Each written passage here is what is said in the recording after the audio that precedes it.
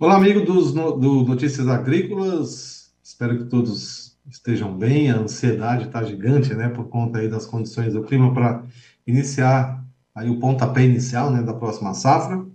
A expectativa é muito boa, né? A gente vem comentando aí semana a semana que a expectativa é boa.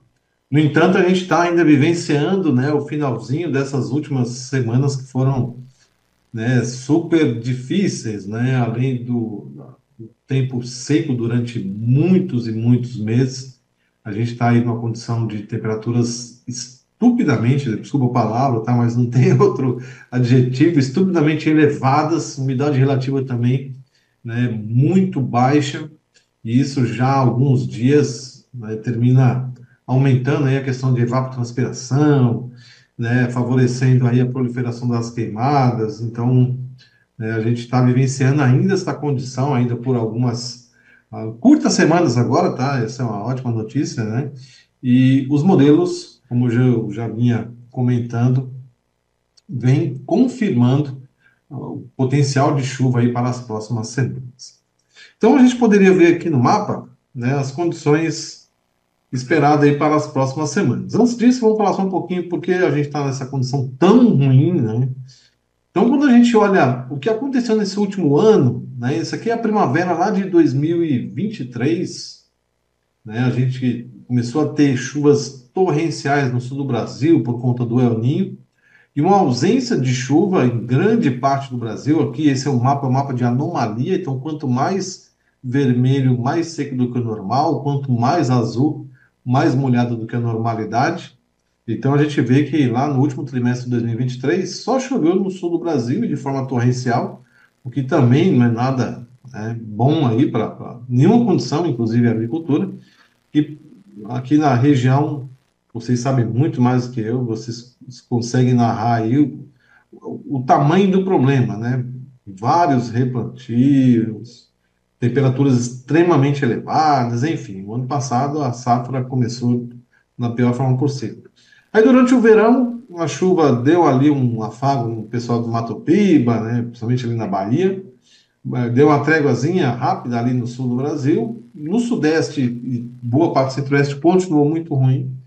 O outono entrou com pouca chuva em grande parte do Brasil e aqui está o inverno, né? Então, veja que praticamente de norte a sul não choveu, ou choveu muito pouco, a chuva foi mega ruim e as temperaturas extremamente altas. Aí o resultado disso, entramos em setembro com temperaturas muito acima do normal, umidade no solo muito abaixo da média. E aí, como eu falei, né, pessoal, há perspectiva de retorno da chuva para as próximas semanas, mas antes do produtor pensar em jogar a semente no solo, imagina que esta é a condição inicial. Então, a gente, né, vem conversando bastante aí com os nossos clientes, com os nossos amigos, né, internautas. Antes, né, de pensar em semear, né, a gente tem que colocar a ansiedade um pouco de lado e imaginar que esse é o solo que você vai estar jogando sua semente, esse é o solo que vai estar jogando seu dinheiro. Então, a dica desse ano é espere a umidade, né, para depois semear, tá? Lógico que isso parece ser óbvio, o que eu estou falando, mas a questão, né, é óbvia mesmo, porque o solo está extremamente seco em várias camadas. Então, tem que esperar aí uma umidade mínima, e a perspectiva não é de que a gente tenha interrupções, como no ano passado. Em alguns momentos choveu e depois abriu aí 20 dias sem chuva. Esse ano não deve acontecer isso. Tá? Então, ah, caiu aquela umidade suficiente para molhar o solo, ou seja, para melhorar essa condição que a gente está vendo aqui, melhorar essa temperatura extremamente alta, né? Isso aqui é a temperatura do ar, está 5, 6, 8 graus além do normal. Imagina como é que está a temperatura do solo. Então, caindo essa umidade, a perspectiva é do retorno dela nas próximas semanas, e aí está liberado o plantio. Isso vai se dar aí perto, né, do estouro de vazio sanitário de algumas áreas. Então, por exemplo, já nessa semana, a gente vai ver daqui a pouquinho, já tem perspectiva da chuva chegar, por exemplo, no sul do Brasil. Entre o final desse mês e o começo de outubro, em partes aí do Centro-Oeste, Rondônia, São Paulo, né? E ao longo de outubro chegando em Minas e em Goiás. Então, Pessoal, se der atraso esse ano, vai ser um atraso aí de 2, no máximo 3 semanas, e olhe lá, é no máximo, tá? E isso não em todos os talhões. Então, as margens estão muito pequenas, né? Vocês sabem muito mais disso do que eu, não vou ficar ensinando aqui o padre a rezar a missa, né?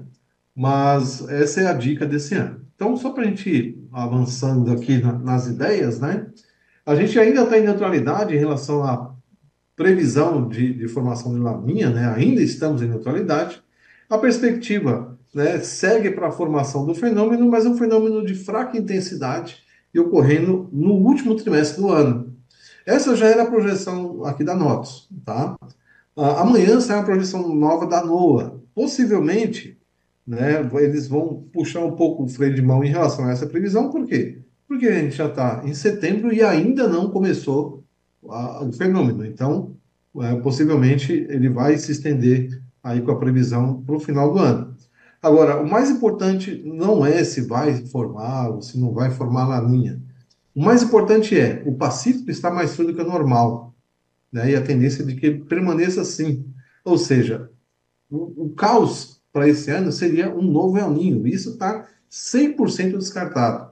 Tá? Eu sempre debato muito isso com a nossa equipe, com os outros meteorologistas que eu tenho oportunidade de falar e com todos os amigos, clientes e internautas, né, que eu tenho oportunidade de falar.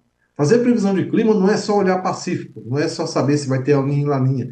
Existem N variáveis, tá? E uma delas é exatamente você ver como é que está o comportamento do Pacífico, independente se chama de menino ou de menina, né? Então, essa é a condição desse ano. Está mais frio do que o normal. O passado estava mais quente que o normal. Isso amplificou os efeitos, né, do planeta mais quente do que, né, quando a gente olha aqui, ó, todos os oceanos estão mais quentes do que o normal. Aqui, de amarelo para o vermelho, é mais quente. Algumas áreas, como aqui na região do Pacífico, já está mais frio do que o normal, não o suficiente para chamar de laninha.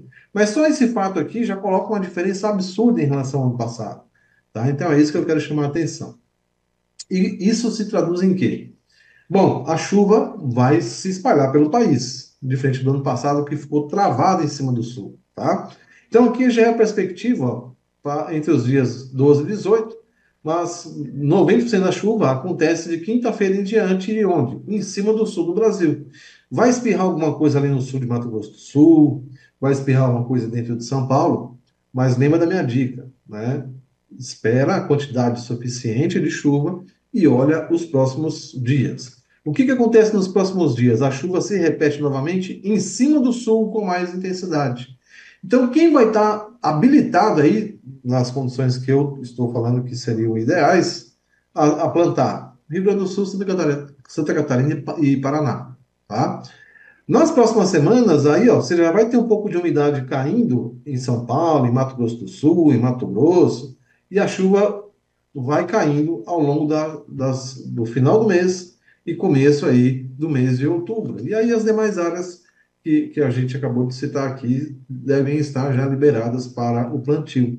E veja, não é uma chuva como no ano passado que deu e sumiu. Ela volta a repetir nas outras semanas e vai estabelecendo aí aos poucos o período úmido nesse ano sem nenhum grande problema como aconteceu no ano passado. Ok, pessoal? O que nos dá a garantia, né? A garantia é uma palavra engraçada em meteorologia, mas o que nos dá assim um conforto para a gente acreditar que isso é possível? Tudo isso que eu comentei agora até com vocês. A gente não tem de longe, né, a formação de um El Niño. Do lado do Atlântico, a gente não tem nenhuma previsão de grandes sistemas de alta pressão capazes de bloquear a passagem das frentes frias. Então, naturalmente, as frentes frias vão começar a se deslocar pelo país e trazer o retorno da chuva. E à medida que isso for acontecendo, outras coisas vão deixando de existir. E aí eu vou mostrar aqui para vocês alguma delas. Por exemplo, estamos aí numa situação recorde, né, de queimadas no país. Isso aqui são os dados totalizados desde o começo do ano, perdão. A gente vê aqui, ó, que o Brasil está com mais do que o dobro de queimadas. Ao ano passado, até o começo de setembro, eram cerca de 80 mil focos. Esse ano são mais de 160 mil. Então, ele é mais do que o dobro. Em algumas áreas, isso é muito mais do que o dobro, como, por exemplo, em São Paulo, 425%. Roraima, Rondônia, tudo mais de 100%. Ó. Rio de Janeiro, Mato Grosso do Sul, 684% em Mato Grosso do Sul a mais que no ano passado. Isso a gente vai subindo, ó, Goiás também, Distrito Federal. Tá? Então, tudo isso vai amenizando à medida que essas frentes frias vão se deslocando. Outra coisa interessante também, ó, temperatura. Às 10 horas da manhã, a gente já tinha 33 graus e meio em Cuiabá. 10 horas da manhã, no horário de Brasília, porque em Cuiabá são 9 horas da manhã ainda.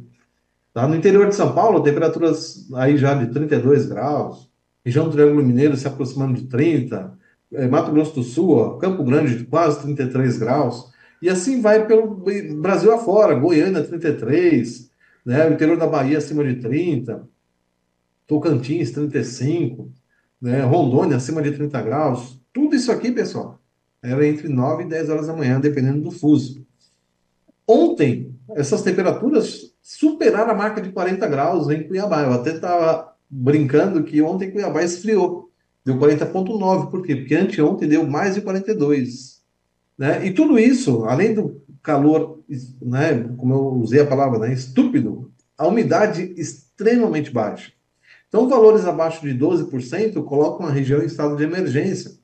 Isso implica em políticas públicas que, por exemplo, proíbem trabalho ou atividades ao ar livre.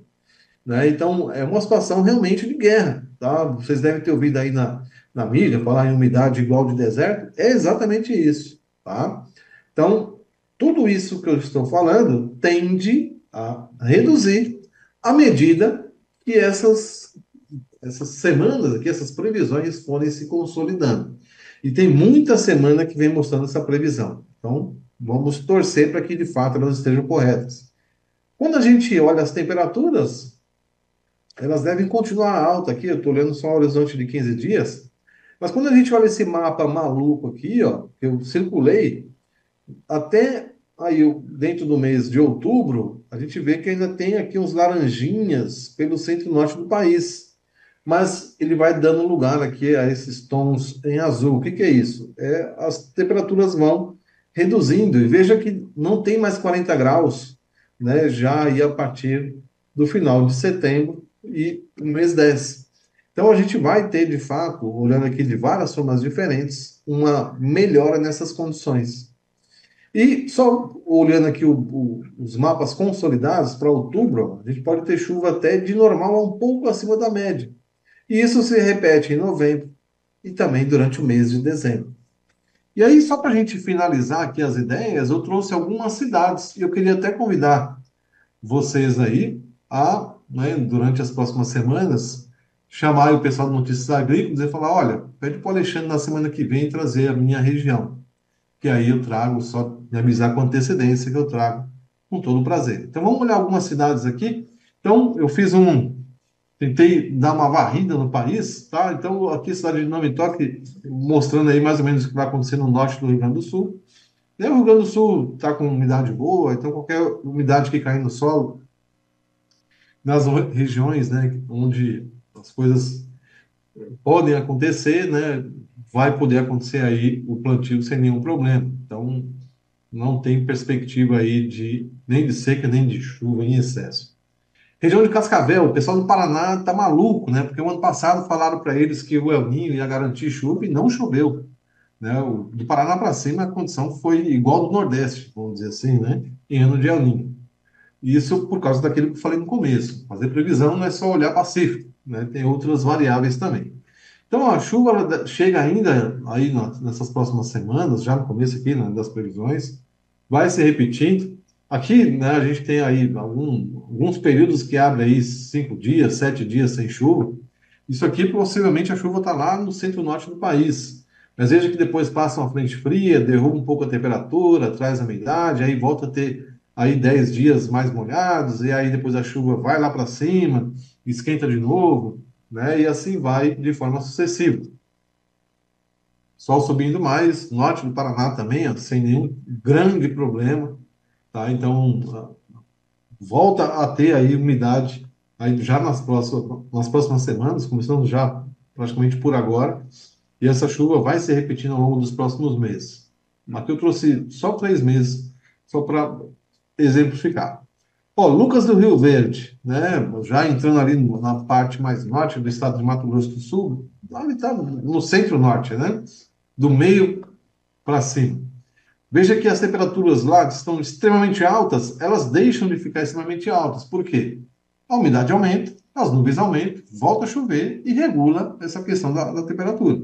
Então, naturalmente, ó, e gradualmente ela vai diminuindo e a chuva vai voltando a aparecer. Tem sempre aquele cético que fala: ah, aqui o volume é muito pouco. Pessoal, aqui a gente está vendo só uma tendência. E aqui tem os volumes muito altos, então esses caras aqui terminam ficando muito achatados, né? Mas aqui o recado é exatamente esse. Deixamos de ter temperaturas escaldantes com ar extremamente seco, né? E voltamos a ter aí condição para pancada de chuva. Lucas do Rio Verde, a mesma coisa acontecendo em Rio Verde, no estado de Goiás, sul de Goiás. A chuva entrando em Goiás, principalmente no mês de outubro, é o que eu digo e repito, né? Espere, obviamente, o vazio sanitário, mas espere também a umidade suficiente para começar o plantio. Indo mais aqui para dentro do Sudeste, situação semelhante na região de Uberlândia, indo mais para o norte de Goiás, a chuva, né, chegando ao longo do mês de outubro, principalmente aí depois do dia 10, dia 15, e se estabelecendo. Tocantins, a mesma coisa, mais aí da segunda quinzena em diante, né, de outubro. Bahia, quando é que chove na Bahia? Ah, vai demorar ainda. Normalmente demora mesmo. Né? A Bahia, normalmente a chuva chega final de outubro e em novembro, e veja que ela se estabelece. Ok, pessoal? Então, aqui o nosso time agradecendo aí a sua presença. Lembrando, quer ver aqui a sua cidade? Fala com o pessoal do Notícias Agrícolas aí, que na semana que vem a gente traz aí no detalhe para vocês, ok? E né, espero que todos tenham aí aproveitado e que a gente tenha uma ótima safra nesse ano de 2024/25. Um abraço e até a próxima.